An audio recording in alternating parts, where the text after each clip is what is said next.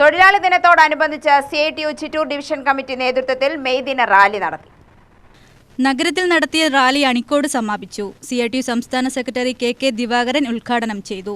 തൊഴിലാളികളുടെ അവകാശങ്ങൾ കവർന്നെടുക്കാൻ ആരെയും അനുവദിക്കില്ലെന്ന് KK ദിവാകരൻ പറഞ്ഞു. പ്രധാനമന്ത്രി പദം അലങ്കരിച്ച ഇന്നത്തെ സ്ഥിതി ഇതാണ്. നമ്മുടെ രാജ്യത്തിന്റെ സ്ഥിതി എപ്പോഴും കോർപ്പറേറ്റുകൾക്ക് വേണ്ടി മാത്രം ചിന്തിക്കുകയും കോർപ്പറേറ്റുകൾക്ക് വേണ്ടി മാത്രം സംസാരിക്കുകയും ചെയ്യുന്ന ഒരു സ്ഥിതിയാണ്.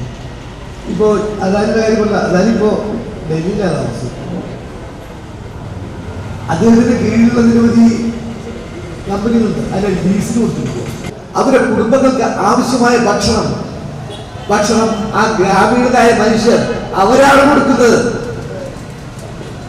ഇതാണ് പുതിയ ട്രെൻഡ്. നമുക്കതിന്റെ അത്ഭുതം തോന്നുന്നു. ഏറ്റവും കൂടുതൽ ഒരു ഡെവലപ്മെന്റുള്ള സമരങ്ങളൊക്കെ ശക്തിപ്പെട്ട സ്ഥലത്ത്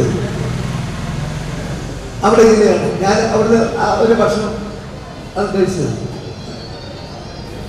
ആ ഭക്ഷണം ചപ്പാത്തിയുണ്ട്, പിന്നെ അല്പം റൈസ് ഉണ്ട്, ബിരിയാണി റൈസ് കൊണ്ട് റൈസ് ഉണ്ട്, അങ്ങനെ 2-3 സാധനങ്ങൾ ഉൾപ്പെടുത്തിക്കൊണ്ട് അതാണ് അവിടെ വിതരണം ചെയ്തത്.